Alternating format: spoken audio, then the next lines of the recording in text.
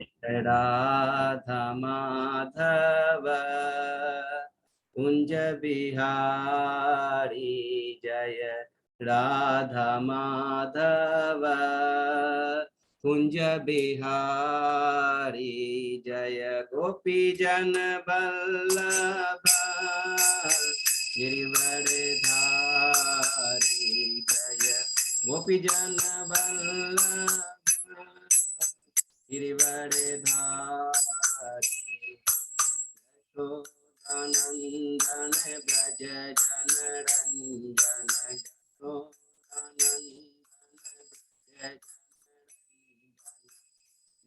यशोदानंदन ब्रज जनरंजन यशोदानंदन ब्रज जनरंजन यमुना तीरा वनचारी यमुना तीरा वनचारी जय राधा माधव कुंज बिहारी जय राधा माधव कुंज बिहारी हरे कृष्णा कृष्णा कृष्णा हरे हरे हरे राम राम राम हरे हरे हरे कृष्णा कृष्णा कृष्णा हरे हरे हरे राम राम राम हरे हरे हरे कृष्णा कृष्णा कृष्णा हरे हरे हरे राम राम राम हरे हरे गोविंद बोलो हरि गोपाल बोलो गोविंद बोलो हरि गोपाल बोलो राधा रमण हरि गोविंद बोलो श्री राधा रमण हरि गोविंद बोलो जय राधा गोपीनाथ राधा गोपीनाथ राधे जय राधा दामोदर राधा दामोदर राधे जय राधा मदन मोहन राधा मदन मोहन राधे जय राधा कुंज बिहारी राधा कुंज बिहारी राधे जय राधा गोविंद राधा गोविंद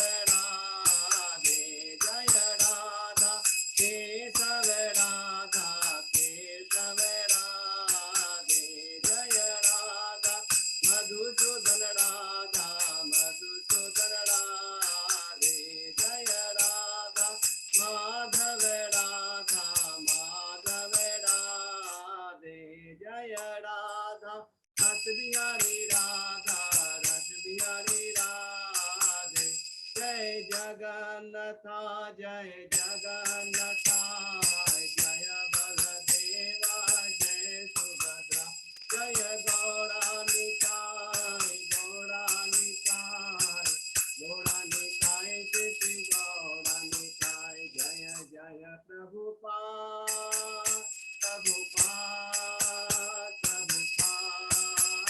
प्रभुपाद जय जय गुरुदेव गुरुदेव गुरुदेव गुरुदेव निताय गौर हरि बोल हरि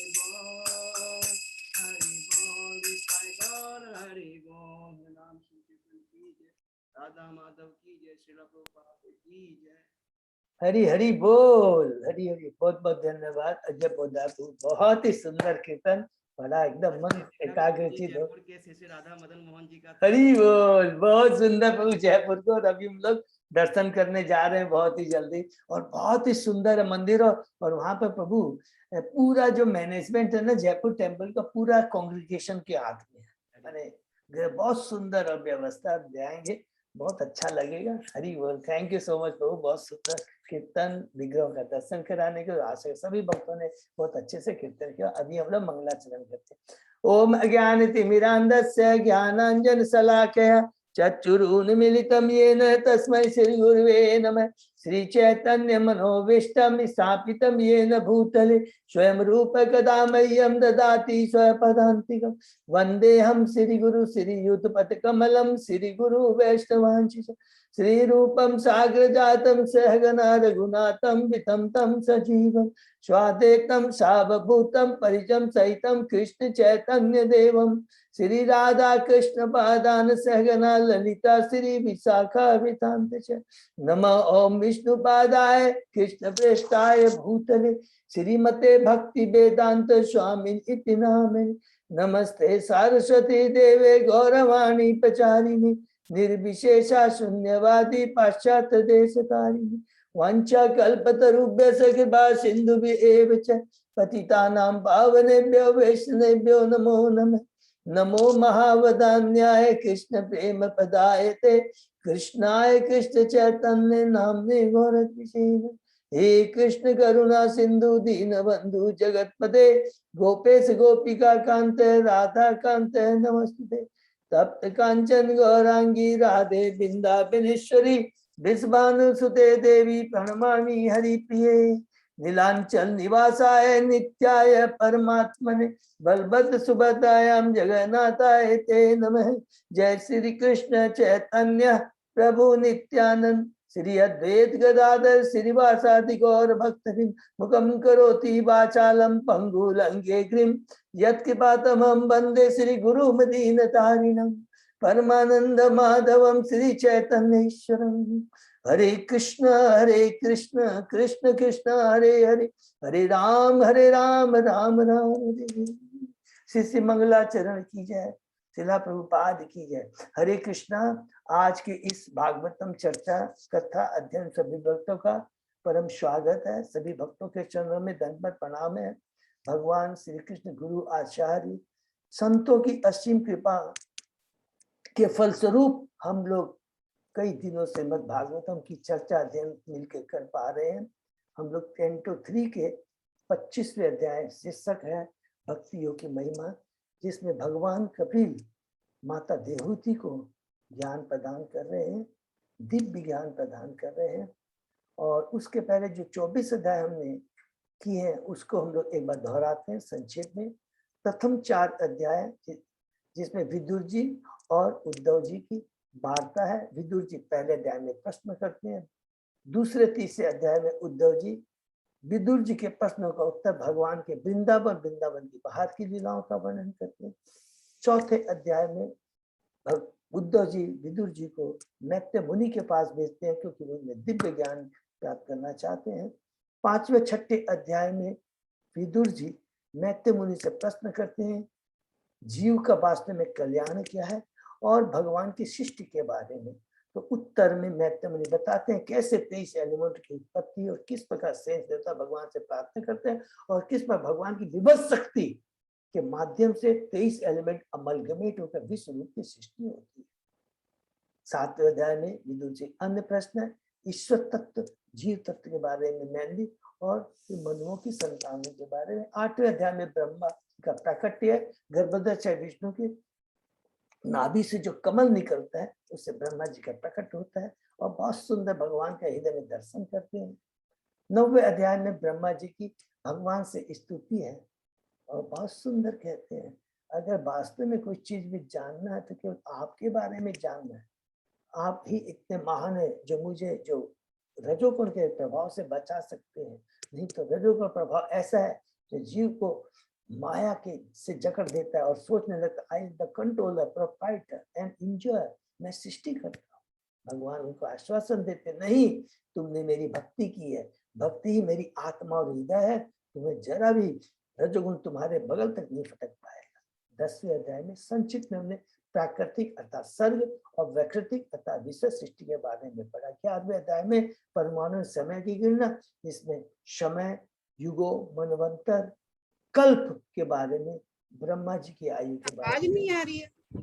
ब्रह्मा जी की आयु में हम के बारे में हमने पढ़ा। प्रभु अजय सुनाई अब ठीक दे रहा है संतोष माता जी? अजय प्रभु आवाज आ रही प्रभु, हरि बोल। आवाज आ हरे रही। कृष्ण, साउंड ठीक है प्रभु, हरि बोल। आ रही है, पूरी अच्छे से आवाज आ रही है। अब आ गई है प्रभु जी। ओके संतोष माता जी। तो उसके बारे में हमने पढ़ा 11वें अध्याय में परमाणु से काल की तरफ। 12वें अध्याय में ये बहुत यहाँ से शुरू होता है ब्रह्मा जी की सृष्टि शीर्षक है चतुष्कुमारों अन्यों की सृष्टि, जिसमें 5 अविद्या को उत्पन्न किया। उसके बाद में भगवान ब्रह्मा जी ने प्रथम चतुष्कुमारों को, फिर रुद्र को, फिर 10 संतानों को उत्पन्न किया और उसके बाद में एक कपल को उत्पन्न किया जिसका नाम है शांभु मणि और सतरूपा। 13वें अध्याय में हमने पढ़ा बराह भगवान का अवतार, बहुत सुंदर है, जिसमें श्वेत बरा जिन्होंने पृथ्वी का उद्धार किया, और नील बरा रक्त बरा जिसमें मैं पढ़ा किस प्रकार भगवान की लीला करते हैं, हिरण्यकश्यप को बंद कर करके उसका उद्धार करते हैं।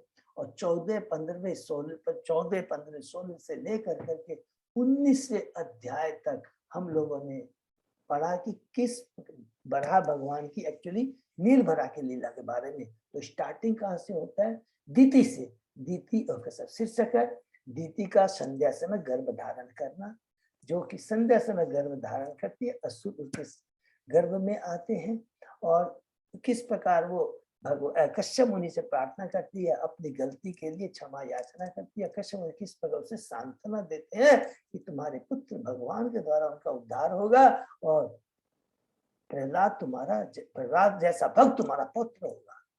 15वें अध्याय में ब्रह्मा जी देवताओं को आश्वासन देते हैं जब गर्भ में आते हैं। कौन? असुर हिरण्यकश्यप। पूरा बात में बयान में हो जाता है। तो ब्रह्मा जी कहते हैं भगवान की लीला है, घबराओ मत। पूरा चतुष्कुमार किस प्रकार भौतिक जगत को पार करते हैं, आध्यात्मिक जगत में जाते हैं, वैकुंठ के 7वें द्वार में जाके जय विजय से द्वारपालों से मिलते हैं। वहां जय विजय वर्ड नहीं लिखा है, द्वारपालों से मिलते हैं। द्वारपाल उनको जाने नहीं देते हैं, तो उनको वो अभिशाप देते हैं। भगवान से हम दौड़ दौड़ के आते हैं लक्ष्मी जी के साथ। अरे और जो कितनी भगवान की बड़ी कृपा है, उन चतुष्कुमारों को जो निर्विशेषवादी रहते हैं तो भगवान के चरणों में अर्पित तुलसी को ग्रहण कर करके भक्त बन जाते हैं। 16वें अध्याय में बहुत सुंदर वर्णन है। इसके बाद में 15 अध्याय के बाद में किस प्रकार जय विजय को चतुष्कुमार अभिशाप देते हैं, फिर भगवान कहते हैं कि ये तो मेरी लीला है। और ये सारी बातें ब्रह्मा जी किसको बताते हैं? देवताओं को बताते। देवता अब भय रहित होकर के चले जाते हैं। 17वें से लेकर 19वें अध्याय बहुत सुंदर वर्णन है हिरण्याक्ष के साम्राज्य का, किस प्रकार वो उत्पात मचाता है और किस प्रकार वरुण देवता है उनको बराह भगवान के पास भेजते हैं। 18वें अध्याय में बराह भगवान और हिरण्याक्ष का युद्ध है, सुंदर, जिसको दिव्य युद्ध है। भगवान आनंद लेते हैं। ब्रह्मा जी कहते हैं अरे आप आनंद को छोड़िए, इसका संध्या समय हो रहा है, इसको बंद कीजिए, इसका उद्धार कीजिए। 19 अध्याय में पढ़ा कि भगवान ने ब्रह्मा जी जो कि भक्त है उनकी याचना को, प्रार्थना को सुन कर करके उनका कल्याण करते हैं, हिरण्यकश्यप को मार देते हैं और उसे मुक्ति प्रदान करते हैं। सायुज्य मुक्ति उसको प्रदान होती है। उसके बाद 20वें अध्याय में हमने पढ़ा कि संक्षिप्त वर्णन जो भी हम लोगों ने अभी तक पढ़ा था सर्ग और विसर्ग के बारे में उसका वर्णन करते हैं। 21वें अध्याय से लेकर के 24वें अध्याय तक में हमने पढ़ा देवहूति और कर्दम मुनि के दिव्य गृहस्थ जीवन के बारे में। प्रथम 21वें अध्याय में कर्दम मुनि और शांभु मुनि का संवाद है कि इसमें हमने पढ़ा कि किस प्रकार कर्दम मुनि 10,000 वर्षों तक भक्ति के साथ भगवान की साधना करते हैं। भगवान उन पर प्रसन्न होते हैं, भगवान के सामने कहते हैं मेरी दिव्य इच्छा पूरी हुई, और भगवान कहते हैं तुम्हारी इच्छा जो एक उपयुक्त उचित भक्तिमय पत्नी की जो आवश्यकता पूरी होगी। स्वयं स्वयंभू मनु जो भगवान के परम भक्त अपनी पत्नी और अपनी पुत्री देवहूति के संग लेकर तुम्हारे पास आएंगे। स्वयंभू मनु आते हैं और कर्दम मुनि एक क्षत्रिय का, एक भक्त का दूसरे भक्त के प्रति किस प्रकार सम्मान आदर करना चाहिए, कर्दम मुनि से और शांभु मुनि से हमें सीखना चाहिए। और कहते हैं हम योग्य राजा हैं, आप जैसे राजा नहीं रहे तो पूरी पृथ्वी में जितनी भी जो सामाजिक व्यवस्था है बिगड़ जाएगी, अस्त व्यस्त हो जाएगा, असुरों का बोलबाला हो जाएगा। 22वें अध्याय में कहते हैं शीर्षक है कि कर्दम मुनि और देहूति का परिणय, जिसमें स्वयं मुनि ग्लोरीफाई करते हैं कर्दम मुनि। आपके भगवान के मुख है, आपने मेरे आंखें खोल दी है कि एक राजा का कर्तव्य होना चाहिए। और जब प्रार्थना करते हैं मेरी पुत्री को स्वीकार कीजिए, कर्दम मुनि स्वीकार करते हैं और राजा खुशी खुशी अपनी पत्नी के संग में अपने साम्राज्य को वापस ले जाते हैं। उनके साम्राज्य का बड़ा दिव्य वर्णन 23वें अध्याय में देहूति का शोक शीर्षक है, जिसमें किस प्रकार वह पत्नी की पूरी पतिव्रता, जो अपने पति को विधाता से भी बड़ा मानती है, एक गुरु की किस प्रकार से सेवा करनी थी। तो अदिति परिपालन परिप्रश्न सेवया, चौथे अध्याय का जो चौथी बहुत ही पावन है कि किस प्रकार गुरु के पास जाना चाहिए, उनको समर्पित होना चाहिए, नम्र होकर सेवा कर से उनसे ज्ञान प्रदान करना चाहिए। और सेवा करती है, कर्दम मुनि प्रसन्न हो जाते हैं। और कर्दम मुनि और देहूति से 9 कन्याएं उत्पन्न, सारी दिव्य होती है और उनका ब्याह ब्रह्मा जी के जो महान ऋषि जो उनसे होता है। बहुत सुंदर वर्णन है। और फिर अंत में जब कर्दम मुनि जाने लगते हैं तो देहूति उनसे कहती है, और यही शीर्षक है देहूति का शोक, कि मुझे अभय दान दीजिए। अरे अभी तक तो मैंने खाली भौतिक भोग भोगे हैं, इतने महान भक्त का संग करने के बाद भी उसका लाभ नहीं उठाया। बहुत बड़ी शिक्षा है कि भक्तों का संग दुर्लभ है और उसका पूरा पूरा आध्यात्मिक लाभ उठाना चाहिए। ये देवती के शब्दों से ये हमें सीखना है। कर्दम मुनि कहते हैं कि तुम्हें घबराने की दरकार नहीं, स्वयं भगवान तुम्हारे गर्भ से जन्म देंगे। तो ब्रह्मा जी आते हैं, किस प्रकार कर्दम मुनि को कहते हैं, किस प्रकार देवती को कहते हैं कि तुम्हारी अज्ञान अविद्या के संशय को भगवान अपने भक्ति रूपी उपदेश से अस्त्र से छिन्न भिन्न कर देंगे। बहुत सुंदर वर्णन है। और फिर किस प्रकार कर्दम मुनि भगवान से कहते हैं, हमारा परम सौभाग्य है और भगवान कितने कृपालु, भक्ति की याचना को सुनते हैं। स्वयं भगवान पुत्र के रूप में हमारे घर में जन्म लिए, जो कि योग बड़े बड़े योगी तपस्या करते हैं, उनको ये सुअवसर प्रदान नहीं होता है। फिर भगवान कहते हैं कि हे कर्दम, मैंने अपने वचनों का पालन किया है और मैं अपने दिव्य ज्ञान से माता देहूति को दिव्य ज्ञान प्रदान करूंगा, जिससे वो सारे संशय अविद्या से मुक्त हो जाएगी। कर्दम मुनि सुन के प्रसन्न हो जाते हैं और घर छोड़ के चले जाते हैं। भगवान की भक्ति कर कर करके वो दिव्य धाम को चले जाते हैं। उसके बाद में हम लोग प्रवेश करते हैं 25वें अध्याय में, जिसका शीर्षक है भक्ति योग की महिमा। बहुत ही सुंदर है, जिसके अंदर में शौनक ऋषि बड़ी सुंदर बात कहते हैं कि वो अजन्मा भगवान जो अपनी अंतरंगा शक्ति से इस धरा पे प्रकट हुए हैं, जो परम योगी, परम ज्ञानी है, परम पूजनीय है, और जिनकी कथा सुनने से इंद्रियां को दिव्य आनंद मिलता है, उसके बारे में बताइए। फिर मैत्र मुनि बोलते हैं कि यस, विदुर जी ने जो प्रश्न किया था कि क्या, कि उसका उत्तर मैत्र मुनि बताते हैं विदुर जी को कि एक बार देहूति माता जब भगवान कपिल के पास में बैठी रहती है तो कहती है उनके पास जाके, मैं अपनी इंद्रियों से विक्षुब्ध होकर अज्ञान रूपी इस अज्ञान रूपी अंधकार में या इस भौतिक जगत में गिर गई हूँ, मैं नेत्रविहीन हो गई हूँ और आप ये मेरे दिव्य नेत्र हैं। भगवान कपिल माता देहूति की प्रार्थना सुनकर प्रसन्न हो जाते हैं, क्योंकि उनके प्रश्न दिव्य है, बद्ध जीवों के कल्याण के लिए। कहते हैं सर्वोच्च योग पद्धति क्या है, जो भगवान से संबंधित है, और वही चीज मैं तुम्हें सुनाऊंगा जो मैंने प्राचीन काल में बड़े बड़े ऋषि मुनियों को सुनाया था। तो करना क्या चाहिए, स्टार्ट करते हैं कि तुम्हारी जो कहती हो कि मैं और मेरी की भावना से घनिष्ठ हो, इसके लिए अपने मन को शुद्ध करना पड़ता, पहला चीज। और ये मन कैसे शुद्ध हो सकता है, जो भगवान की भक्ति करता है। जब तक भक्ति में जीव प्रवृत्त नहीं होता, उसे आत्म साक्षात्कार में पूर्णता नहीं मिलती। और फिर कहते हैं भक्ति कैसे मिलेगी, स्वरूप शुद्ध व्यक्तियों का संग करने से। स्वरूप शुद्ध व्यक्ति कौन होता है, स्वतंत्रता भगवान की भक्ति में लगा रहता है, सहनशील, दयालु तथा समझ जीवों के प्रति मैत्री भाव रखता है। पवित्र पूर्वों की संगति भौतिक आसक्ति के कुप्रभाव को नष्ट कर देती है, और जब भगवान की भक्ति करता है तो आंखों को, हृदय को दिव्य आनंद होता है। तो इस प्रकार भक्ति करते करते करते इंद्र तृप्ति के प्रति जो आरुचि है वो खत्म हो जाती है और भगवान के चरणों के प्रति आसक्ति बढ़ जाती है। यही परम भक्ति है। ये सुनने के बाद फिर देवती दूसरा प्रश्न करती है, कहती है कि मुझे, आपने कहा भक्ति करनी चाहिए, तो मुझे भक्ति किस प्रकार की करनी चाहिए? कृपा करके मुझे उस योग पद्धति की प्रकृति के बारे में, भक्ति की प्रकृति के बारे में बताइए, और उस योग पद्धति माने भक्ति की जो अलग अलग विधियां है उसके बारे में बताइए। भगवान कपिल मुनि देवती माता से कहते हैं, तुम अपना मन जिसका वास्तविक कार्य क्या है, भगवान की सेवा करना है, उसमें तुम लगाओ। भक्ति से मुक्ति प्राप्त करने के लिए भक्त को मुक्ति प्राप्त करने के लिए अन्य कोई प्रयास नहीं करना चाहिए। स्पेशली यहाँ पर बोलते हैं ज्ञान योग और ध्यान योग करने की दरकार। भक्ति वो शक्ति है जिस प्रकार जठाग्नि जिसकी मजबूत होती है, कुछ भी खा लेता है पच जाता है। तो भक्ति में वो शक्ति है कि जितने भी भौतिक आसक्ति है, मन इधर विचलित होता है, उन सारों को वो खत्म कर करके भगवान की भक्ति में लगा देता है। फिर कहते हैं, खुद कपिल भगवान कहते हैं कि मेरा भक्त कभी भी मुझ में तादात्कार नहीं होना चाहता। यहाँ पर देखिए कपिल भगवान स्पेशली खुद भगवान बोलते हैं कि जीव मनुष्य का अपना सनातन अंश है, वो भगवान का सनातन अंश है, वो कभी भी भगवान में मुझ में विलीन नहीं होता।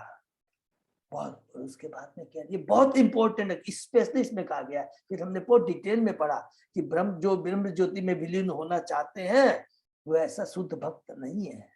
ब्रह्मानंद का आनंद तो बहुत क्षणिक आनंद है। चैतन्य चरितमार्थ में पढ़ा, बहुत सुंदर लिखा है कि ब्रह्मानंद का जो आनंद होता है भक्ति रूपी आनंद के सागर के गाय के खुर में जितना जल उसके बराबर है। माने भक्ति का आनंद सागर के समान है, तो ब्रह्मानंद का आनंद गाय के खुर में जितना जल उसके समान है। तो सोचिए, गाय के खुर में थोड़ा सा जल रहता है, लेकिन सागर में कितना जल होता है। इतनी सुंदर तुलना चैतन्य चरितमृत में प्रभुपाद जी ने की है, कृष्णराज कविराज गोस्वामी ने वर्णन किया है। फिर कहते हैं मेरा जो भक्त है सदैव मेरे मुख मंडल का सदैव दर्शन करता रहता है। इस प्रकार मेरे मुख मंडल के प्रति आकर्षित होकर स्वरूप को देकर तथा उसके अत्यंत मोहक शब्दों को सुनकर शुद्ध भक्त अपनी अन्य समस्त चेतना को खो बैठता है। उसकी इंद्रिया अन्य समस्त कार्यों से मुक्त होकर भक्ति में लीन हो जाती है और इस प्रकार अनायास ही उसे मुक्ति प्राप्त हो जाती है। अलग से उसे कुछ कार्य करने की दरकार नहीं होती। तो कल हमने जो पढ़ा था उसको रिपीट प्रभुपाद जी इसमें बहुत 2-3 इंपॉर्टेंट बातें कहते हैं। क्या कहते हैं? जीव अपनी आदि अवस्था में ब्रह्म है। देखिए ब्रह्म का मतलब समझ जाएंगे, अलग अलग जगह युद्ध गीता में भी क्या है। ब्रह्म मीन्स जीव, आत्मा। आत्मा सच्चिदानंद है, ये देखिए तत्व ज्ञान है। भगवान परम ब्रह्म है, इसलिए उनको परमात्मा कहते हैं। आत्मा और परमात्मा, ब्रह्म और परम ब्रह्म। जीव का आदि स्वरूप क्या है? सच्चिदानंद है, जैसे भगवान भी सच्चिद अर्थात गुणों में एक है। भगवान सच्चिदानंद है, जीव भी सच्चिदानंद है। भगवान सेव्य है जो पूजा को ग्रहण करते हैं, और जीव है सेवक है जो पूजा करता है, सेवा प्रदान करता है। भगवान ये है वास्तविक उसका आदि अवस्था और आदि स्वरूप। किंतु माया द्वारा मोहित हो जाने से वह अपनी वास्तविक स्वभाव तथा स्थिति को भगवान की, वह भगवान का शाश्वत अंश भूल जाता है। फिर कहते हैं प्रभु जी ये तत्व ज्ञान दे। फिर दूसरी बात कहते हैं कि विधि के बारे में।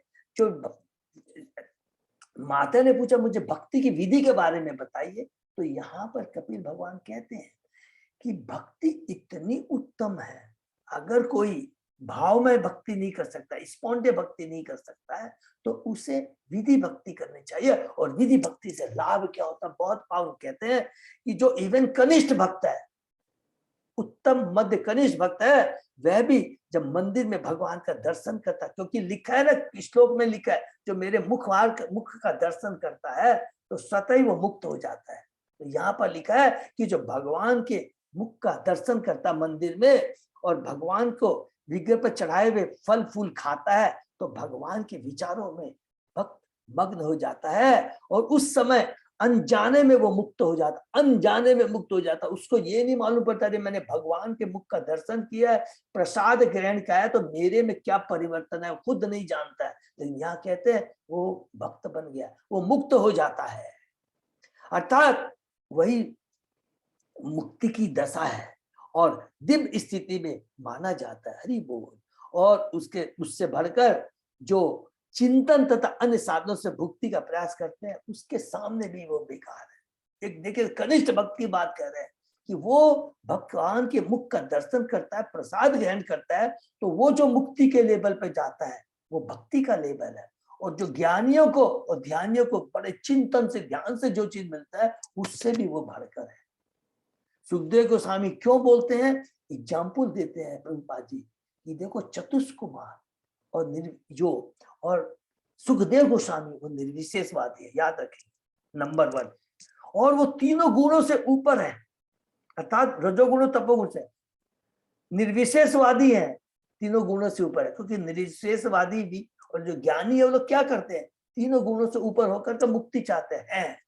लेकिन जैसे ही भगवान के चरणों में अर्पित जो हमने पढ़ा था 15 तुलसी को ग्रहण करते हैं वो भगवान के परम भक्त बन जाते हैं। और यहाँ पर कनिष्ठ भक्त वो परम मुक्ति भक्ति कैसे पा जाते हैं, केवल भगवान के मुख का दर्शन करके, भगवान का प्रसाद ग्रहण करके। अतः चेतन महाप्रभु ने भक्ति संपन्न करने के लिए 5 विधियों की संस्तुति की है, जिसमें विग्रहों का दर्शन एक है, जो प्रभुपाद जी खुद कहते हैं। याद है ना 5, सबको याद रहेगा ना, कीर्तन करना, भक्तों का संग करना, भागवतम श्रवण करना, विग्रहों का दर्शन करना, सेवा करना, और 5वां भक्तों के संग मिलकर धाम की यात्रा में जाना, धाम का दर्शन करना। ठीक है। उसके बाद में हमने पढ़ा, इस प्रकार मेरे विचारों में मग्न रहने के कारण वह स्वर्गलोक या अष्ट सिद्धियों की भी कामना नहीं करता। क्योंकि हमने पढ़ा था भक्ति करने से भौतिक चीजों के प्रति रुचि खत्म हो जाती है। स्वर्गलोक को जाना, अष्ट सिद्धियों को प्राप्त करना भी, ये भी केवल भौतिक चीजें ही है, ये आध्यात्मिक न है, न ही ईश्वर के धाम की इच्छा करता है। हरि बोल। फिर भी न चाहते हुए इस जीवन समस्त प्रदान वर्गों को मिलता है। कितनी सुंदर बात वो कहते हैं, ये कपिल भगवान खुद कहते हैं, उसकी इच्छा नहीं रहती है लेकिन फिर भी स्वतः ही उनको सारी चीजें मिल जाती है। भौतिक सुख भी, एक ही भौतिक जगत में रहकर सारे भौतिक सुख और आध्यात्मिक स्वतः उसको अपने आप मिल जाते हैं, वो मांगता नहीं है भक्त। ये बहुत इंपॉर्टेंट चीज है। प्रभुपाद कहते हैं स्वर्ग की प्राप्ति तथा अष्ट सिद्धियां ये सभी भौतिक है, भक्त इन सभी भौतिक भोगों की कामना नहीं करता। चैतन्य महाप्रभु ने कहा कि मनुष्य को कोई भौतिक इच्छाएं न रखकर केवल भगवान की भक्ति में लीन रहने की कामना करनी चाहिए, भले ही क्यों उसे मुक्ति लाभ न क्यों ना। क्यों, जो कृष्ण भक्ति में लगा रहता है उसकी मुक्ति तो पहले से ही निश्चित। अर्थात बोलने का मतलब यह है स्वतः वो मुक्ति की मांग नहीं करता। मांग किस चीज की करता भक्त? भगवान के चरणों की सेवा, और मुक्ति उसके दासी बनकर उसके द्वार पे खड़ी रहती है। जबकि ज्ञानी और ध्यानी मुक्ति के लिए इतनी बड़ी तपस्या करते हैं। सोचिए भक्ति की कितनी बड़ी शक्ति है, माने नॉट कंपेरेबल एट। अंत में हमने पढ़ा भगवान कपिल कहता है जो भक्त ऐसा दिव्य ऐश्वर्य प्राप्त कर लेता है वे उससे वंचित नहीं होते। कितने माने वो परमानेंट है। जो भक्ति जो प्राप्त कर लेता है वो शाश्वत है, और जो भौतिक चीजें वो टेम्परेरी, वो खत्म होनी होनी। ऐसे ऐश्वर्य को किसी काल के भी उसे छीना नहीं जाता। काल जो भगवान की शक्ति है, इवन काल उसे छीन नहीं सकता। भगवान भी कुछ नहीं कर सकते। जो एक बार भगवान भक्ति कर लेता है, भक्त भगवान की, भगवान कहते हैं उसको फल मिलना ही निश्चित होता है। काल का भी उसके ऊपर प्रभाव नहीं पड़ता है। भक्तगण, तो प्रभु आदि तात्पर्य कहते हैं एक बार भगवत भक्ति में स्थापित हो जाने पर मनुष्य के इस दिव्य सेवा पद को विनष्ट नहीं किया जा सकता, बल्कि इस आनंद तथा सेवा में और वृद्धि होती रहती है। हरि बोल। बोला विनष्ट होने की तो बात दूर की दूर ही, एक बार भक्ति में लग जाता है वो बार बार और करता रहता है और दिव्य आनंद की वृद्धि होती है। भौतिक जगत में काल के प्रभाव से सब कुछ विनष्ट हो जाता है, किंतु वैकुंठ लोक में काल का कोई प्रभाव नहीं होता। भले मनुष्य स्वर्गलोक ब्रह्मलोक तक पहुंच जाए, किंतु पुण्य कर्मों का फल समाप्त होने पूरे इस भौतिक जगत में आके गिर जाता है। अतः जो भक्त कृष्ण को सब कुछ मान लेता है उस पर काल का प्रभाव नहीं पड़ता, अर्थात भक्ति शाश्वत है। ये इम्पोर्टेंट याद है। जहां तक हमने पढ़ा उसके आगे हम पढ़ते। ओम नमो भगवते वासुदेवाय, ओम नमो भगवते वासुदेवाय, ओम नमो भगवते वासुदेवाय। नारायण नमस्कृत्य नरं चैव नरोत्तमं देवी सरस्वती व्यासं ततो जयम् उदीरे। नष्ट प्रायेषु अभद्रेषु नित्यं भागवत सेवया भगवती उत्तम श्लोके भक्ति भवति नैष्ठिकी। आराधय भगवान भजेश तनय ततधाम वृंदावन रमया काचित् उपासना ब्रजवधू वर्गेण्य कल्पिता। श्रीमद् भागवतम प्रमाणम अमलम प्रेमा पुमर्थो महान श्री चैतन्य महाप्रभो मतम इदम तत् आदरो न पर। हरे कृष्ण कृष्ण कृष्ण हरे हरे, हरे राम राम राम हरे हरे। कैंटो 3 अध्याय 25 शीर्षक भक्ति योग की महिमा, श्लोक नंबर 39। ठीक है प्रभु? अजय प्रभु? हाँ 39 प्रभु जी। प्रभु आपकी आवाज नहीं आ रही है अजय प्रभु। आवाज नहीं आ रही है? हाँ अब ठीक है प्रभु। हाँ 39 से है ना प्रभु? हाँ प्रभु 39। ओके शुरू करते हैं। इमं लोकम तथा एव अमुम आत्मानम उभय अयिनम आत्मानम अनुये च इह ये राय पशवो गृहा विसृज्य सर्वान् अन्यान् च मामो एवं विश्वतो मुखम भजन्ति अनन्या भक्त्या ताने मृत्यु अतिपारे।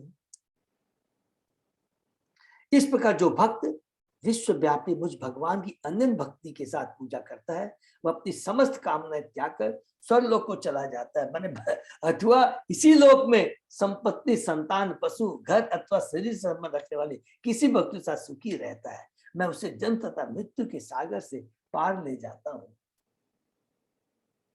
अब तात्पर्य पढ़ेंगे, पूरा समझना है।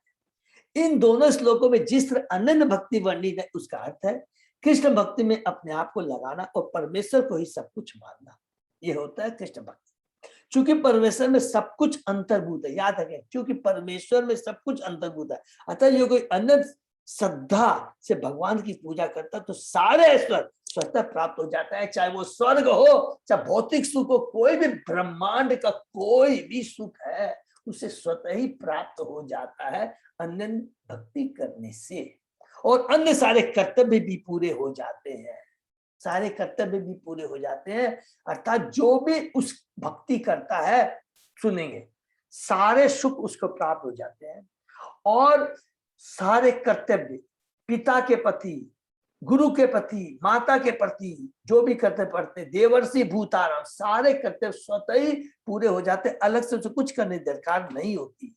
भगवान यहाँ पर वचन देते हैं वे अपने भक्त को जन्म मृत्यु के उस ऊपर और उसके अलावा क्या मिलता है, उसे जन्म मृत्यु से ऊपर, माने जन्म मृत्यु से पार ले जाते, अर्थात अपने भगवान के धाम ले जाते। और किसी को मिलता है? नहीं मिलता है।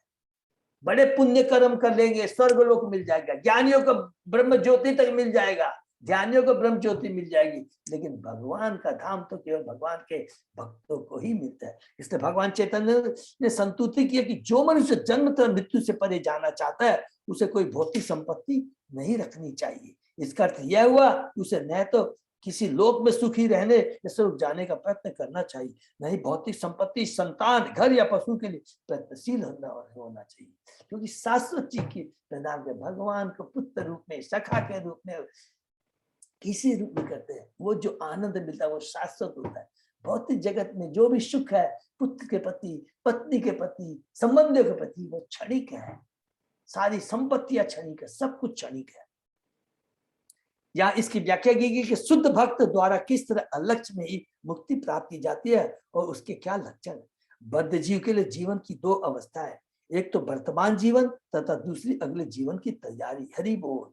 यदि मैं तो बहुत ध्यान से पढ़ेंगे, यदि मैं सतोगुणी हूं तो मैं स्वर्गलोक का भागी हूं, यदि मैं रजोगुणी हूं तो मैं ऐसे समाज में रह जाऊंगा जहाँ कर्म ही प्रधान है, सकाम कर्म में लगा रहना। और यदि मैं ये तमोगुणी होगा वो, और यदि मैं तमोगुणी हूं तो मैं पशु जीवन या मानव जीवन के निम्न अवस्था में उतार दिया जाऊंगा। किंतु भक्त को न तो इस जीवन की और अगले जीवन की कोई परवाह रहती नहीं, क्योंकि वह किसी भी जीवन में न तो भौतिक संपत्ति की कामना करता है, न जीवन की उच्च या निम्न अवस्था की।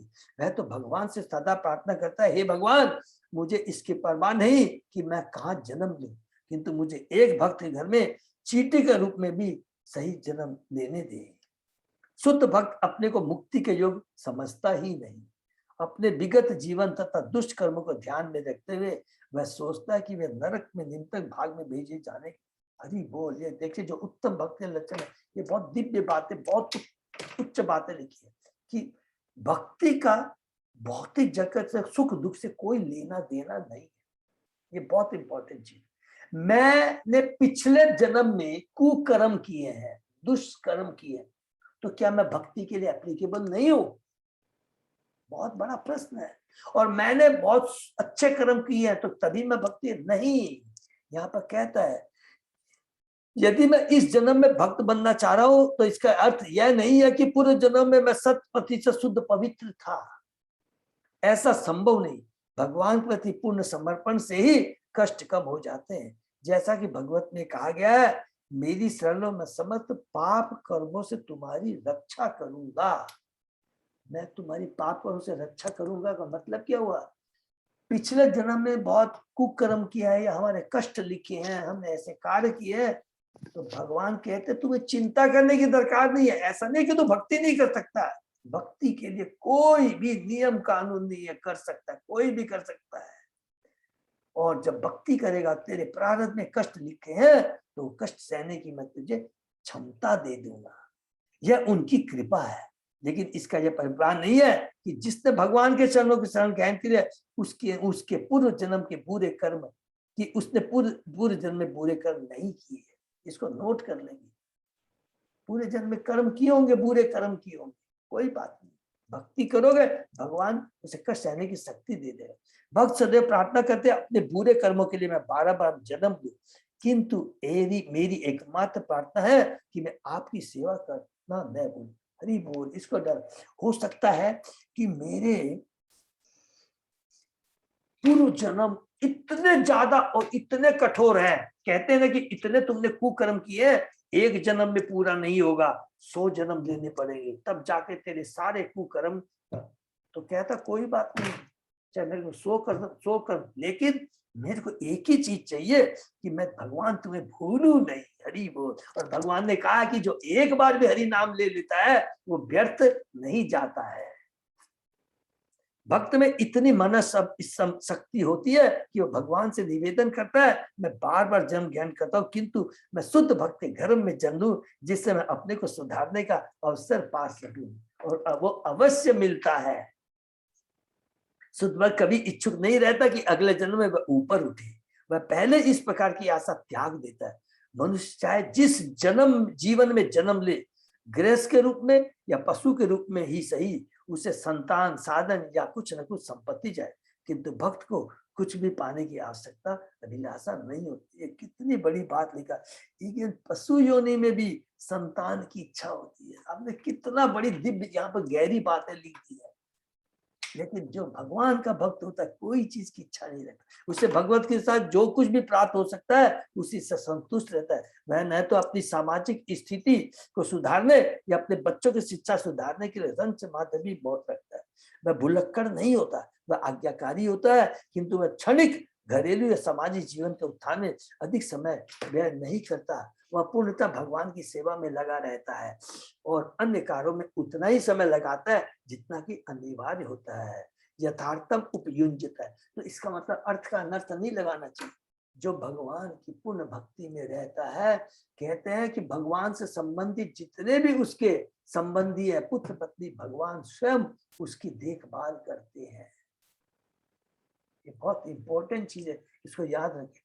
ऐसा भक्त इसकी चिंता नहीं करता कि अगले जीवन में या इसी जीवन में क्या होने जा रहा है। यहाँ तक कि वह अपने परिवार, लड़के, बच्चे, समाज की भी परवाह नहीं करता। वह भगवती में रहकर भगवान की सेवा में तल्लीन रहता है।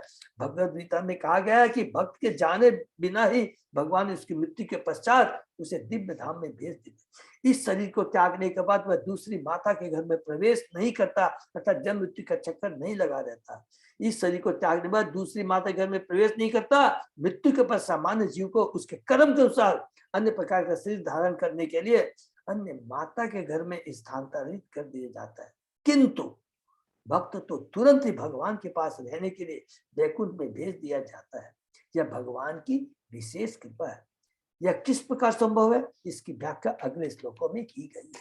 सर्वशक्तिमान होने के कारण भगवान जो भी चाह कर सकते हैं।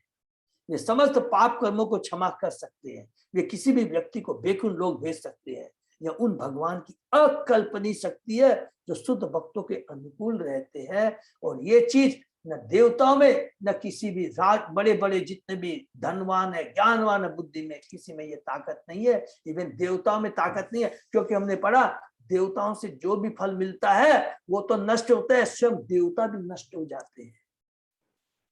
केवल भगवान और भगवान की भक्ति शाश्वत है। भगवान का धाम शाश्वत है।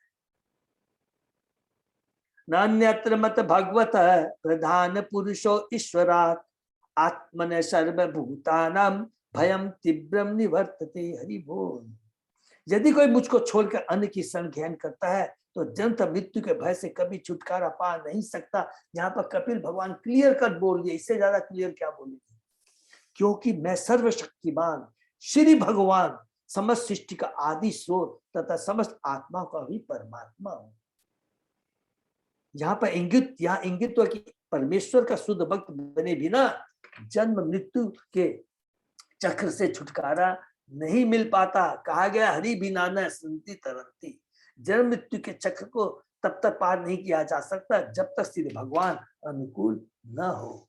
इसी विचारधारा की पुष्टि यहाँ हुई है। कोई चाहे तो अपने अपूर्व मानसिक चिंतन से परम सत्य को जानने की पद्धति अपनावे या योग क्रिया द्वारा स्व का बोध करने का यत्न करे। अर्थात ज्ञानी और ध्यानी दोनों को हिंट दिया गया। किंतु चाहे वह जो भी बड़े, जब तक वह श्री भगवान को पूरी आत्मसमर्पण नहीं कर देता तब तक कोई भी विधि उसे मुक्ति नहीं दिला सकती। यहाँ पर प्रभुपाद जी बहुत डिटेल में बताते हैं। देहूती माता का जो प्रश्न है कि भक्ति किस तरह की जाए, और जो अध्यात्म 3 तरह का होता है। ज्ञान योग भी अध्यात्म है, ध्यान योग भी आध्यात्मिक है, लेकिन भगवान की भक्ति परम है। केवल इसी को अपनाइए, नहीं तो ज्ञानी और ध्यानी को भी हमने पढ़ा है कि भौतिक जगत में गिरने की आशंका बनी रहती है। इसलिए भगवान रिपीट करते कपिल भगवान, केवल भक्ति ही हमें शाश्वत मुक्ति दिला सकता है। शाश्वत मुक्ति, टेम्परेरी नहीं, जो कि ज्ञानियों को भी मिलती है। कोई यह पूछ सकता है कि क्या जो लोग दृढ़तापूर्वक विधि विधान का पालन करते तपस्या करते हैं वैसा व्यर्थ है।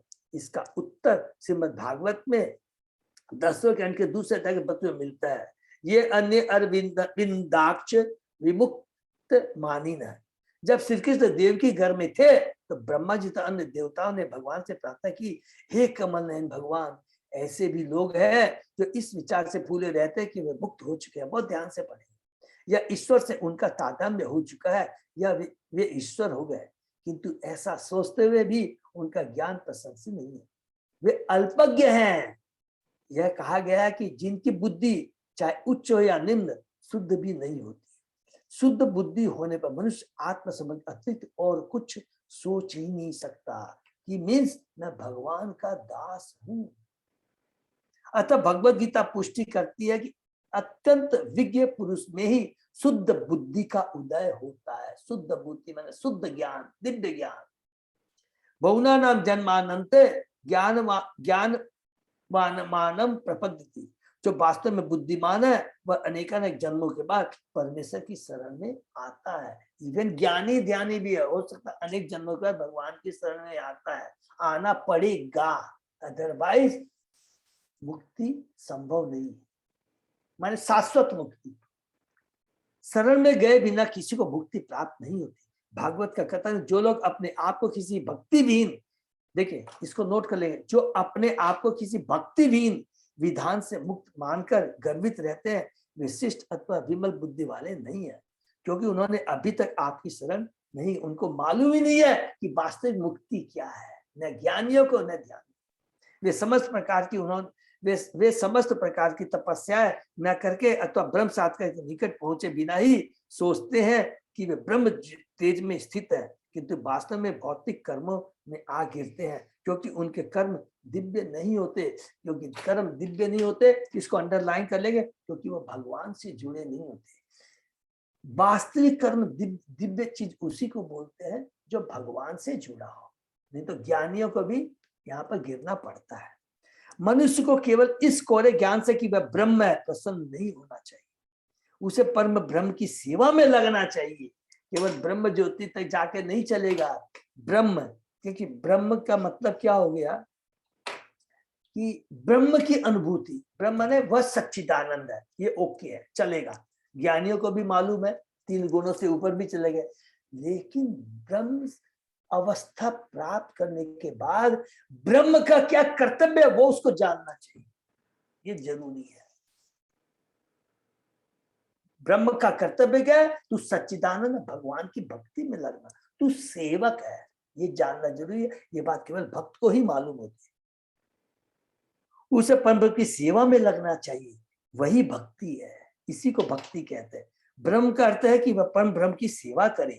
कहा जाता है कि ब्रह्म बने बिना ब्रह्म की सेवा नहीं की जा सकती। ब्रह्म बने बिना, बहुत सूक्ष्म बात है। ब्रह्म का मतलब हो गया जब तक तुम 3 गुणों से ऊपर होकर अपनी वास्तविक स्थिति को नहीं प्राप्त कर लेता और भगवान की भक्ति में जब तक नहीं लग जाता, तब तक तुम पूर्ण नहीं। परम ब्रह्म तो श्री भगवान है और जीवात्मा भी ब्रह्म है। इस बोध के बिना कि मनुष्य ब्रह्म आत्मा भगवान का नित्य दास है, यदि कोई इतना ही सोचता है कि वह ब्रह्म है, तो उसका यह बोध केवल सैद्धांतिक है। वास्तविक ब्रह्म क्या है कि ब्रह्म अवस्था में आकर के 3 गुणों से कलुषिता से मुक्त होकर के भगवान की सेवा में लगना, यही उसका वास्तविक धर्म है।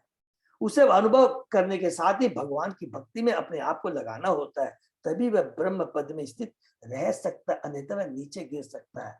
ब्रह्म पद में स्थित होने का मतलब कि तुम ब्रह्म पद तो अवस्था प्राप्त कर लिया है, लेकिन अपने कर्तव्य को नहीं करता है, तो उस ब्रह्म पद से फिर नीचे गिरना पड़ेगा। माने अपने को 3 गुणों से ऊपर तो कर लिया है, लेकिन उसके बाद में जो उसका कर्तव्य अगर वो नहीं करता है तो पुनः उसे गिरना पड़ेगा, अर्थात ब्रह्म ज्योति में भी जाकर गिरने की संभावना रहती है। भागवत का कथन है कि अभक्त लोग श्री भगवान के चरणों की दिव्य प्रेम भक्ति की उपेक्षा करते हैं, अतः उनकी बुद्धि संकीर्ण होती है, जिससे लोग नीचे गिर जाते हैं। जीवात्मा को कुछ न कुछ कर्म करना चाहिए, ये बहुत इंपॉर्टेंट चीज है। और कर्म क्या है, हमने बार बार पढ़ लिया, भगवान की सेवा, ये उसका ही शाश्वत धर्म, सनातन धर्म है। यदि वह दिव्य सेवा कर्म नहीं करता तो वह भौतिक कर्मों में आ गिरता है। जो ही वह भौतिक कर्मों में आ गिरता है तो जन्म मरण के चक्र से उसे छुटकारा नहीं दिला सकता। यहाँ पर भगवान कपिल ने कहा है, मेरी कृपा के बिना न अन्यत्र मत भगवत है। यहाँ पर प्रभु को भगवान का ऐसी सचित होता है कि वे सर्व ऐश्वर्य संपन्न है, अतः वह मनुष्य को जन्म तथा मरण के चक्र से उद्धार करने में सर्वथा सक्षम है। केवल भगवान, वह प्रधान भी कहा जाए, क्योंकि वह सर्वश्रेष्ठ परम है। वह सबों पर समभाव रखता है, किंतु जो उनकी शरण में जाता है उस पर विशेष रूप से अनुकूल रहता है। भगवद गीता में भी पुष्टि की गई कि भगवान हर एक के लिए समभाव है, न तो कोई उनका शत्रु है न मित्र है, किंतु जो उनकी शरण ग्रहण कर लेता है वे उसके ऊपर विशेष रूप से अनुकूल रहते हैं। मात्र उनकी शरण में जाकर मनुष्य जन्म मृत्यु के चक्र से बाहर निकल सकता है, अन्यथा वह इस चक्र में अनेक जन्मों तक पड़ा रहता है और मुक्ति के लिए अनेक बार अन्य विधियों का सहारा लेता है। तो ये पूरा, ये जो लास्ट 3 लाइन है, ये बहुत इंपॉर्टेंट है, इसने पूरा बात बता दिया। भगवान समदर्शी है, संभव है। क्यों? भगवान सभी भगवान आत्मा है, भगवान के अंश। माँ कभी भी किसी के प्रति भेदभाव नहीं करती, नंबर 1। दूसरा, भगवान ने जीव को अर्थ स्वतंत्रता प्रदान किया, भगवान कभी भी उसमें हस्तक्षेप नहीं करते। तो माँ चाहती है कि मेरा बच्चा मेरे पास में आए, लेकिन जो बोलता नहीं मुझे इंद्रिय भोग करना है, मुझे भोगना है, तो भगवान कहते हैं ठीक है तुम भौतिक जगत में, लेकिन जो एक बार भगवान की शरण में आ जाता है तो भगवान गारंटी लेते हैं।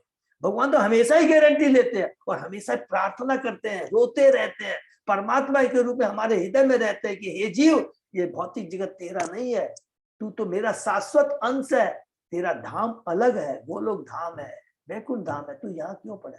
लेकिन हम माया के प्रभाव के चलते अपने अस्तित्व को, अपने कदर को भूल जाते हैं और भौतिक जगत में कष्ट पाते हैं। लेकिन भगवान तो सदैव प्रयत्नशील रहते कि कैसे जीव इस भौतिक जगत को, कष्टमय जीवन को छोड़कर मेरे पास में आ जाए। और जो एक बार उनकी शरण में आ जाता है वो जन्म मृत्यु के चक्कर से 100% मुक्त हो जाता है। मैं भयात वाति बाते बातो यम सूर्य तपति मत भयात वर्षति इंद्रो दहति अग्नि मृत्यु चरति मत भयात। यह मेरी श्रेष्ठता है कि मेरे ही भय से हवा बहती है, मेरे ही भय से सूर्य चमकता है और बादलों का इंद्र मेरे ही भय से वर्षा करता है, मेरे ही भय से अग्नि जलती है और मेरे ही भय से मृत्यु इतनी जाने लेती है। हरि बोल। देखिए भगवान यहाँ पर अपना पूरा दिव्य ज्ञान दे रहे हैं एकदम माता देहूति को कि तुम्हारी कहीं भी चेतना भ्रमित न हो। भगवद गीता में भगवान श्री कृष्ण कहते हैं कि उनकी अध्यक्षता के माया अध्यक्षेण, बहुत सुंदर श्लोक है, के कारण ही प्राकृतिक नियम समस्त कार्यों में ठीक से काम करती है। कोई यह न सोचे कि प्रकृति बिना अध्यक्षता के स्वतः कार्य कर रही है।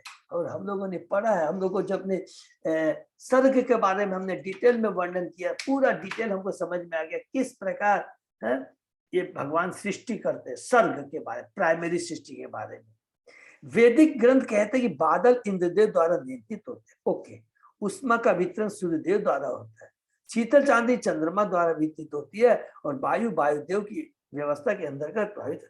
किंतु ये वर्ड, किंतु इन समस्त देवों के ऊपर श्री भगवान प्रमुख जीवात्मा है। और हमने पढ़ा था विराट रूप में, जब भगवान ने विराट रूप की सृष्टि की तो हमने क्या पढ़ा था कि भगवान को अलग अलग रूपों हमने पढ़ा। वर्णाश्रम में भी हमने पढ़ा भगवान क्या बोलते हैं, भगवान का मुख देव,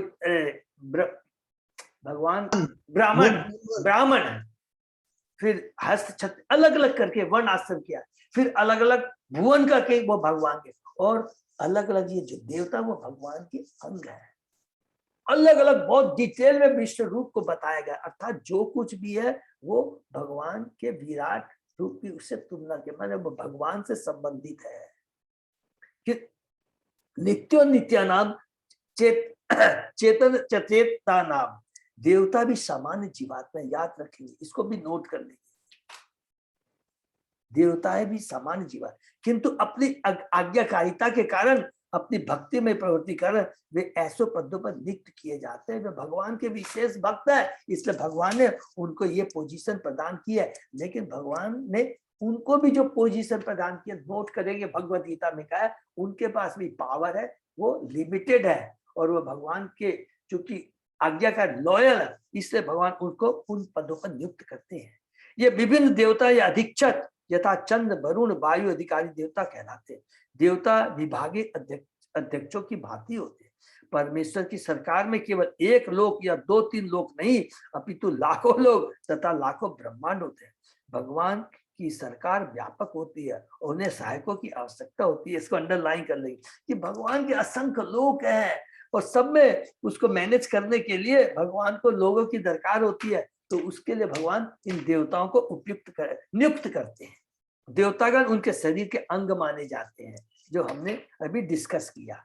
ऐसा वैदिक साहित्य में वर्णन मिलता है। ऐसी परिस्थितियों में सूर्यदेव, चंद्रदेव, अग्निदेव तथा वायुदेव परमेश्वर की अध्यक्षता में कार्य करते हैं।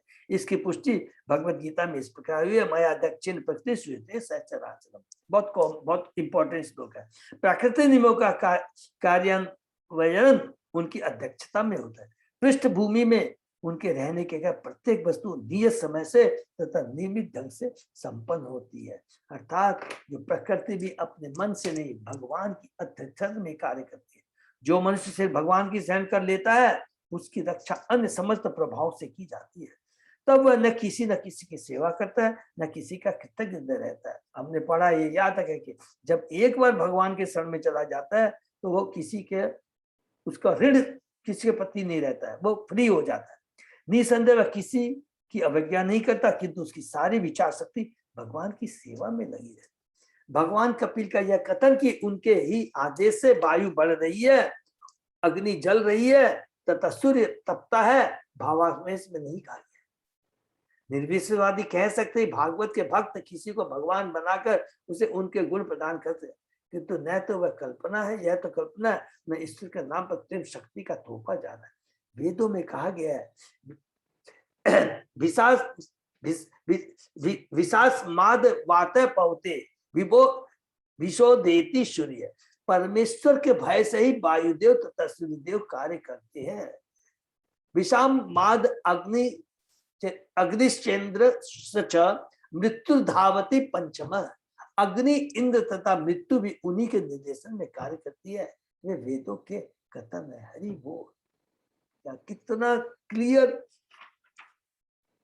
अच्छे से प्रभुपाद जी ने और स्वयं कपिल भगवान ने देवती माता को बताया कि मैं षड ऐश्वर्य से युक्त जो कुछ भी है सब मेरे ही अंडर में है।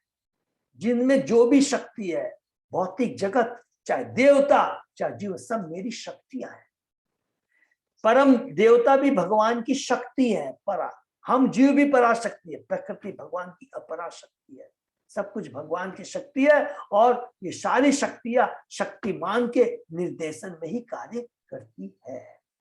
हरे कृष्ण प्रभु। हाँ प्रभु। वो देवता लोग भी वो 4 लाख का अंदर ही आता है।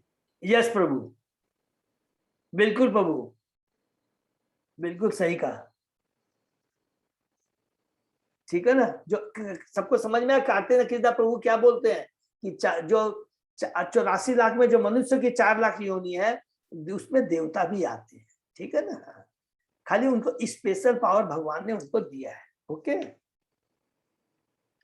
ज्ञान वैराग्य युक्तेन भक्ति योगेन योगिन क्षेमाय पादमूलम में प्रविशन्ति अकुतो भयम। योगी जन दिव्य नाम तथा त्याग से युक्त होकर एवं अपने शाश्वत लाभ के लिए भक्ति में लगकर मेरे चरण कमलों की शरण ग्रहण करते हैं। चूंकि मैं भगवान हूँ अतः वे निर्भय होकर मेरे राज्य धाम में प्रवेश करने के अधिकारी है।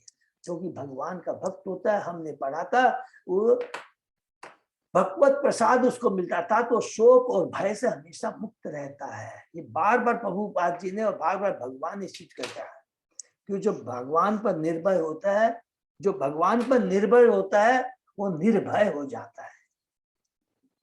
जो इस संसार के बंधन से मुक्त होकर भगवान के धाम को वापस जाना चाहता है वही वास्तव में योगी है। योगी नाम अपनी सर्वेशाम। यहाँ पर युक्तेन भक्ति योगेन शब्दों का स्पष्ट योग हुआ है।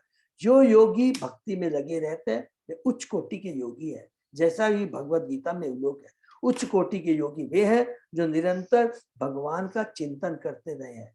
वो ज्ञानी नहीं, वो ध्यानी नहीं, जो केवल चिंतन करते हैं और जो केवल ध्यान करते हैं। वे योगी ज्ञान तथा वैराग्य से रहित नहीं होते। ये योगी ज्ञान तथा वैराग्य से रहित नहीं होते। भक्ति योगी होने का तात्पर्य स्वतः ज्ञान तथा वैराग्य प्राप्त करना। स्वतः उनको ज्ञान और वैराग्य हो जाता है। हमने पढ़ा है कि जैसे भगवान की भक्ति में लगता है, इंद्रियां की रुचि भौतिक चीजों के प्रति अनासक्त हो जाते हैं, वैराग्य उत्पन्न हो जाता है और भगवान के प्रति उनकी आसक्ति उत्पन्न हो जाती है। यह भक्ति योग का स्वतः फल होता है, ये अपने आप होता है। ये बहुत इंपॉर्टेंट चीज है, इसको याद रखना। अलग से प्रयास नहीं करना होता, जैसा कि ज्ञानी और ध्यानी करते हैं। केवल अपने आप ही विरक्ति उत्पन्न हो जाती है। भागवत के प्रथम स्कंद के 2वें अध्याय में भी पुष्टि की गई है कि जो व्यक्ति वासुदेव कृष्ण की भक्ति करता है वह पूर्ण दिव्य ज्ञान जो हमने पढ़ा है तथा वैराग्य से युक्त होता है और इन उपलब्धियों का कोई कारण नहीं बताया जा सकता। वे अहेतु की बिना कारण मिलती है। यहाँ तक कि निरक्षर व्यक्ति को भी शास्त्रों का दिव्य ज्ञान प्राप्त हो जाता है। हरि बोल। क्योंकि वह भक्ति में लगा रहता है। इसका उल्लेख वैदिक साहित्य में भी मिलता है कि जिस किसी की परमेश्वरता गुरु में पूर्ण श्रद्धा होती है उसे वैदिक साहित्य का पूर्ण सार प्रकट हो जाता है। उसे पृथक से खोजने की आवश्यकता नहीं होती।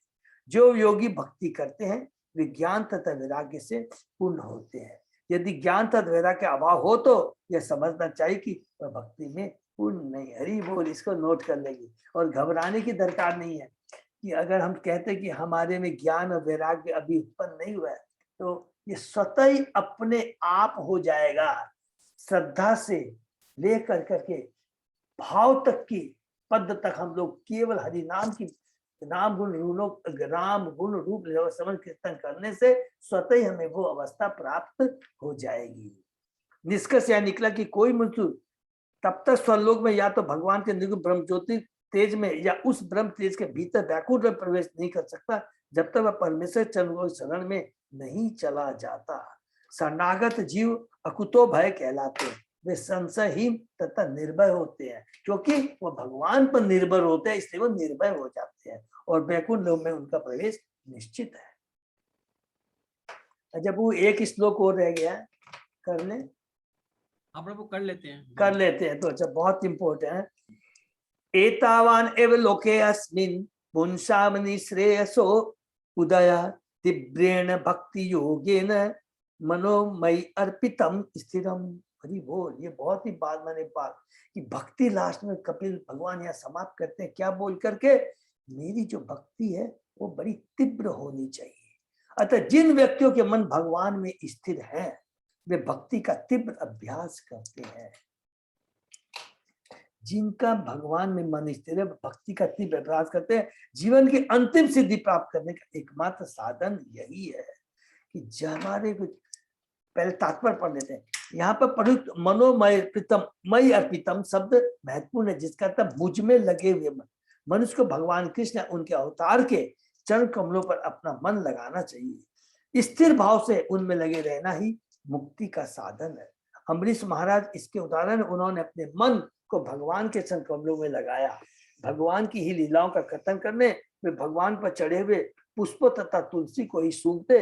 वे केवल भगवान के मंदिर तक जाते, अपने हाथों में मंदिर बुहारते, अपनी जीभ का उपयोग भगवान को अर्पित भोजन को चखने में करते और कानों का उपयोग भगवान की लीलाओं के सुनने में करते। इस प्रकार उनकी सभी इंद्रियां व्यस्त रहती। सर्वप्रथम मन को भगवान के चरणों में क्रमशः तथा सहज भाव से लगाना। देखिए कितनी बढ़िया, सर्वप्रथम मन को भगवान के चरण क्रमशः तथा सहज भाव से लगाना है। चूंकि मन इंद्रियों का स्वामी है, अतः मन के लगे रहने पर सारी इंद्रियों को सही अर्थ में वश में लगाना होता है। अर्जुन को भगवान ने गीता के 6वें अध्याय में कहा, मन बड़ा दुष्ट, मन बहुत मुश्किल है, दुर्लभ है, वायु से भी दुष्कर मन को बस। लेकिन इसका एक ही उपाय है, प्रैक्टिस क्या करना चाहिए? प्रयास, केवल भगवान की सेवा में लगाने का प्रयत्न और वैराग्य, अभ्यास और वैराग्य से अपने आप मन बस में हो जाएगा। वे सदैव चलायमान रहती है। यही हाल एक बच्चे का होता है, उसे कब तक शांति पे बैठाए रखा जा सकता है, यह संभव नहीं है। यहाँ तक कि अर्जुन को कहना पड़ा, चंचल ही मन है कृष्ण, मन सदैव चलायमान रहता है। सबसे अच्छा मार्ग यही है कि मन को भगवान के चरणों में लगा दिया है। मनोमय अर्पितम स्थिरम। यदि कोई गंभीरतापूर्वक कृष्ण भक्ति में लग जाए तो यही उच्चतम सिद्ध अवस्था है। समस्त कृष्ण भावना कर्म मानवीय जीवन की उच्चतम सिद्ध अवस्था में होते हैं। हरि बोल।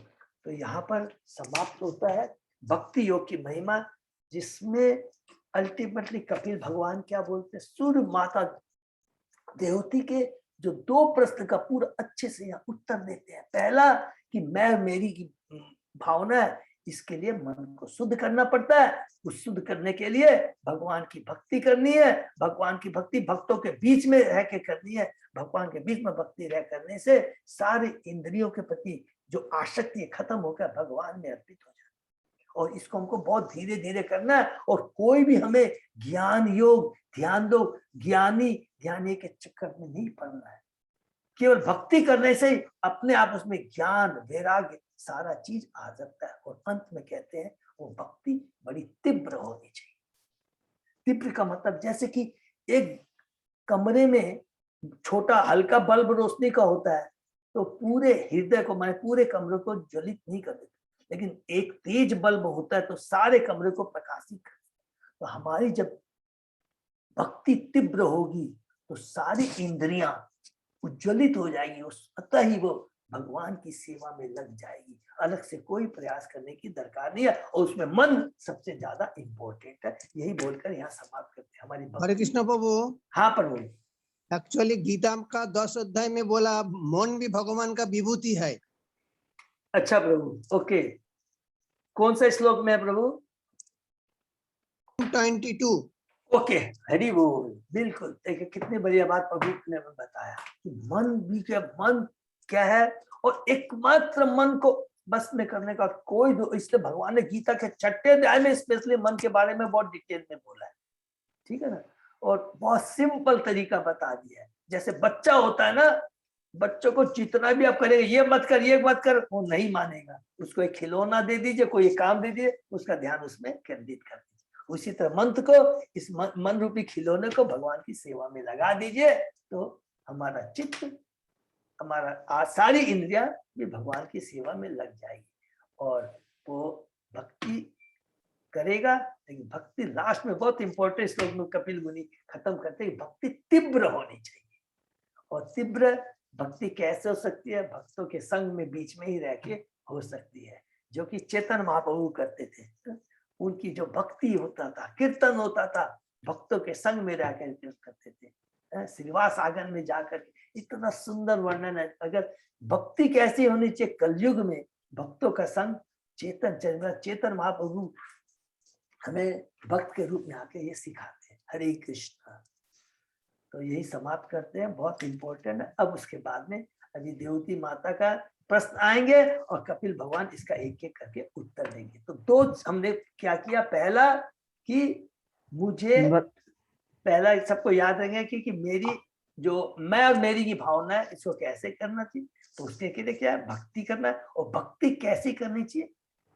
आध्यात्मिक ज्ञान क्या है? केवल परम भगवान की भक्ति, और किसी की नहीं, न देवताओं की, न ज्ञानी बनना है, न ध्यानी बनना है। नंबर 2, और वो भक्ति तीव्र होनी चाहिए। हरे कृष्णा। उसके आगे और क्या प्रश्न है? आगे बस यही सवाल। सॉरी, थोड़ा सा लेट हो गया है। हरे कृष्णा। दंडवत प्रणाम हरे प्रभु जी। कृष्णा दंडवत हरे कृष्णा प्रभु जी, दंडवत प्रणाम। दंडवत प्रणाम माता जी, दंडवत प्रणाम। और अजय प्रभु, हरे कृष्णा, दंडवत प्रणाम सर। हरे कृष्णा प्रभु जी, सादर प्रणाम। सादर प्रणाम सबको मेरा दंडवत प्रणाम। और अजय प्रभु कुछ अनाउंसमेंट है प्रभु? स्नान यात्रा के लिए कोई हमारी कीर्तन का था ना प्रभु, कोई टीम राजी करना चाहेंगे तो दे सकते। अभी किसी को है तो मेरे ख्याल से समय बहुत कम रह गया है, तो सब लीडर्स अपने ग्रुप में बात कर जो बता देंगे। मीनू माता जी आपका रेडी है? संगीता माता जी बोला है आज पूछ लूंगी। तो माता जी प्लीज थोड़ा सा बताएंगे तो क्या, नहीं तो फिर क्या ना, इतनी वो होगी फिर दूसरों हम लोग को फिर वो क्या बोलते हैं, हाँ अलॉट कर देंगे, नहीं तो वो मिलेगा नहीं हमको। प्लीज है, तो इसको हमको तो ध्यान रखना है, ठीक है ना, क्योंकि याद देखिए टाइम थोड़ा बताने से अच्छा होता है। कीर्तन का टाइम कब? माता जी इवनिंग में ही होगा माता जी, इवनिंग में ही है ना, क्योंकि जो स्नान लीला तो आपको सबको मालूम है ना, वो शाम में ही होगा।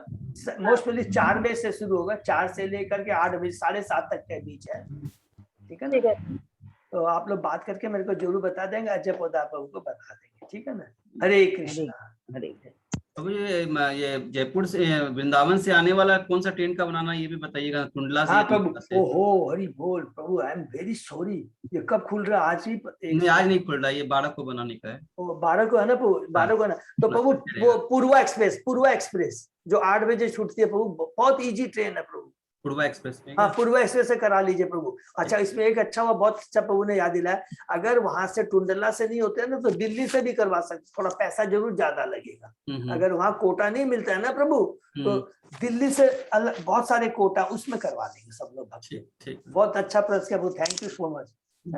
और जिनकी टिकट नहीं हुई है, डायरेक्ट नहीं है, तो प्लीज अभी भी करवा सकते हैं। मैं जानबूझ के, पता नहीं मेरे को पूरा फीडबैक नहीं आया है, और इसीलिए वो फॉर्म को अपलोड नहीं कर रहा हूँ। बहुत बड़ी बात नहीं फॉर्म को अपलोड करना, लेकिन सारे रूम इतने बुक हो चुके हैं, सारे भक्तों को आना है, नहीं आएंगे तो क्या होगा कि स्पेशली मेरे को चिंता हमारे जगन्नाथ, जिनकी जेन्युइन प्रॉब्लम है, डेफिनेटली प्लीज, मैं नहीं, लेकिन सबको आना चाहिए, ठीक है ना, चाहे किसी भी साधन से आए, प्लीज ट्राई कीजिए। हरे कृष्णा। हरे कृष्णा प्रभु जी, हाँ, माता अपना जी। तो जैसे जो ट्रिप है वृंदावन का वो तो 10 तारीख को समाप्त हो जाएगा ना। हाँ माता जैसे जी। ये प्रभु जी बोले कि 12 तारीख को टिकट है तो फिर 2 दिन और क्या करेंगे लोग। 12 को टिकट नहीं माता जी, नहीं, नहीं। 12 को टिकट खुलेगी, 10 को आने अच्छा, की। खुलेगा 10 को आने के लिए। 12 ओके, जून ओके। को 12 जून को खुलेगा, 10 अक्टूबर के हाँ हाँ लिए। हाँ। ये बोल अच्छा रहा ठीक है। और तो 10 को हम लोग सुबह निकल जाएंगे क्या? वो आपने नहीं 2 शाम को ट्रेन है शाम को माता जी, ट्रेन। 8 बजे अच्छा, ट्रेन है। Okay okay okay. हम हरे लोग का कृष्णा। प्रोग्राम मोस्टली 10 तारीख को 2 बजे तक रहेगा, ठीक है ना? अच्छा ठीक है। हाँ हरे कृष्णा प्रभु जी। ओके, हरे कृष्णा, धन्यवाद, प्रणाम, हरि बोल से यही विराम देते हैं, ठीक है अजय प्रभु? हरे कृष्ण। से भक्तों का हरे बहुत बहुत धन्यवाद। तो आज के सत्र विराम करते हैं, फिर कल सुबह 7 बजे मिलते हैं। हरे कृष्ण, धन्यवाद, प्रणाम।